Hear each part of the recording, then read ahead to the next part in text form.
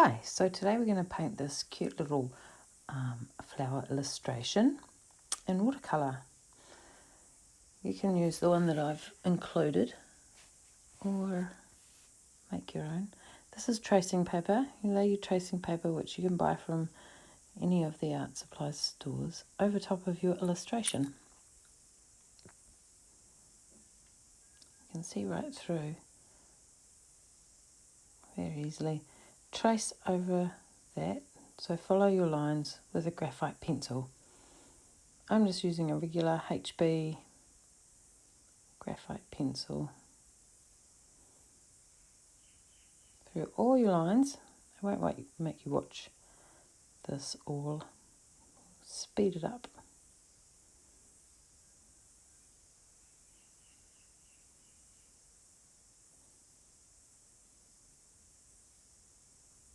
So we're just getting graphite onto our tracing paper, which is going to behave a bit like a carbon paper when we come to put this on our watercolour paper. So we've done the illustration onto our tracing paper. It's a nice time to tidy things up as well. Make some decisions about your line work. This is regular watercolour paper, student grade. I've got an unusual shape here, so I'm going to make it into a card. So turn it upside down so that your graphite is facing and touching your watercolour paper. Place your image where you want it. Keep it steady and just press back over top of those lines. Now I'm using my graphite pencil again here, but you can just use the sharp edge of anything. It'll press the graphite back onto your watercolour paper so that you've got a traced outline to colour within.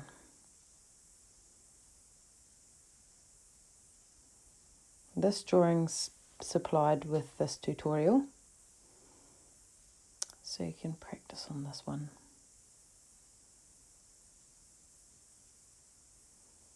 We're all done. And you can see it's left behind a fine outline of our drawing.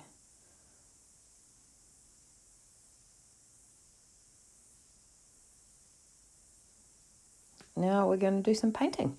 So you need to pick your brush and wet it thoroughly, dip it right into the water, sweep the water off so the whole brush is wet, and start to mix your paint with your water. So wake that paint up with a little bit of water and choose the consistency of colour that you'd like or intensity of colour you'd like. And begin applying the wet paint to your drawing. So when you're doing this, also remember that while you've got wet edges, you don't want another wet edge to touch that or you'll lose your lines. So I just work opposite or alternate so that I've got dry space around my paper. As I'm working around, things are going to dry and I'm going to come back and fill in those spaces. So I'm just doing my main petals and then I'm going to do my alternate petals.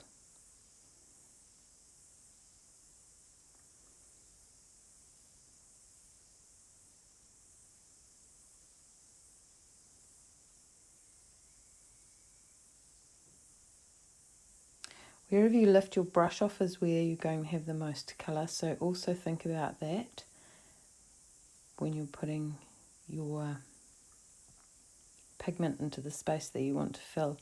Where you lift your brush is where you'll get the pigment. So I'm just bringing that into the centre where I want a little bit more intensity of colour.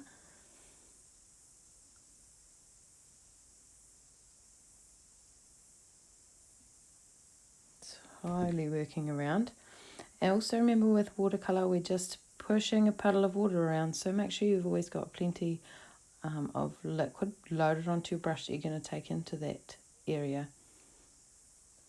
so that you can keep it moving and keep it wet. As soon as it dries, you're going to get hard lines.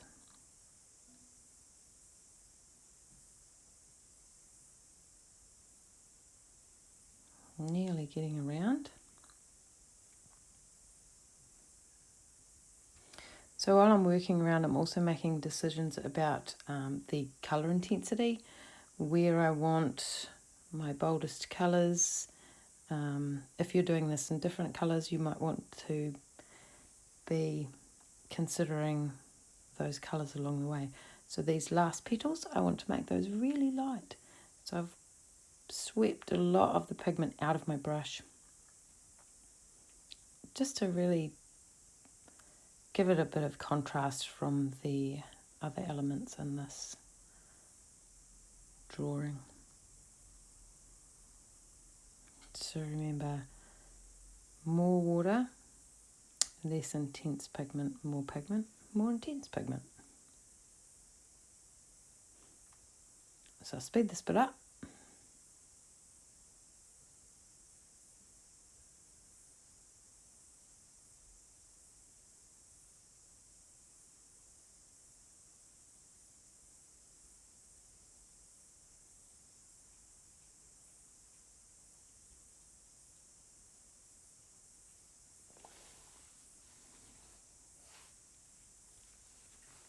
So you can see in these last two leaves, I've decided I really want a strong, intense pigment. So I'm really massaging that watercolour to create a stronger pigment on my brush.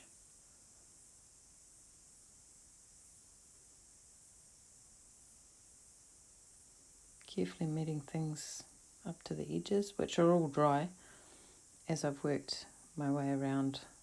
The first parts are drying as I go.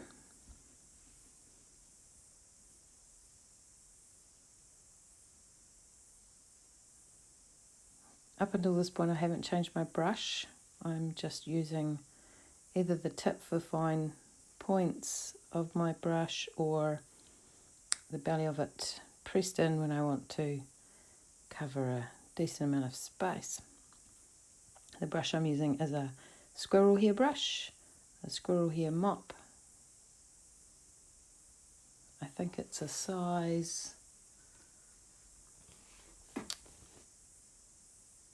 6.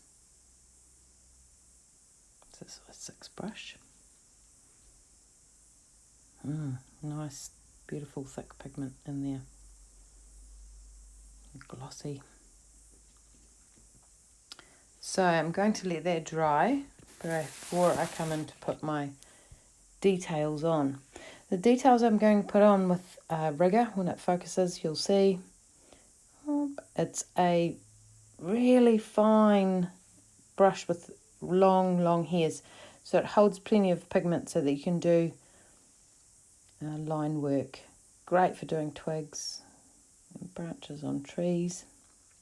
Also good for this really fine work because you can get your whole line done before you have to dip back into the paint. I'm using a really strong pigment so that it's darker than my other colour. I'm just going to layer back over the top all my details.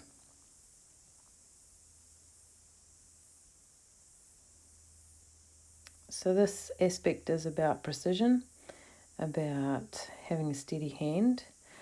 So good to remember at this point too, to work furthest away from your dominant hand so that you reduce the risk of smudging your wet work. So I'm left-handed, so I always work out from the right-hand side of the page first and come across backwards.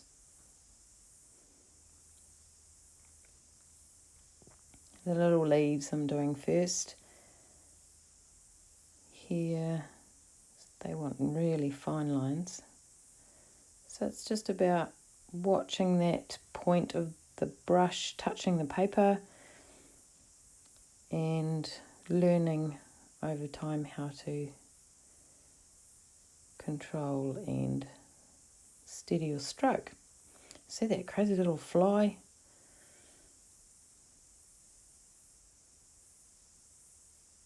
It was buzzing around me the whole time I was working. We'll speed this bit up.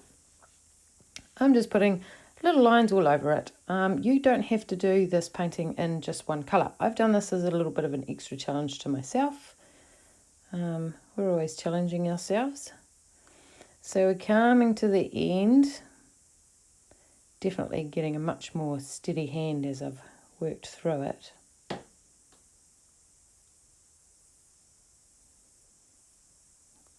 And the last little detail, I'm going to add in just some little spots, some tiny little dots in the centre of the flower for a bit of texture, a little bit of difference, and to make it feel more like a flower. So this little folk art style painting is nearly done.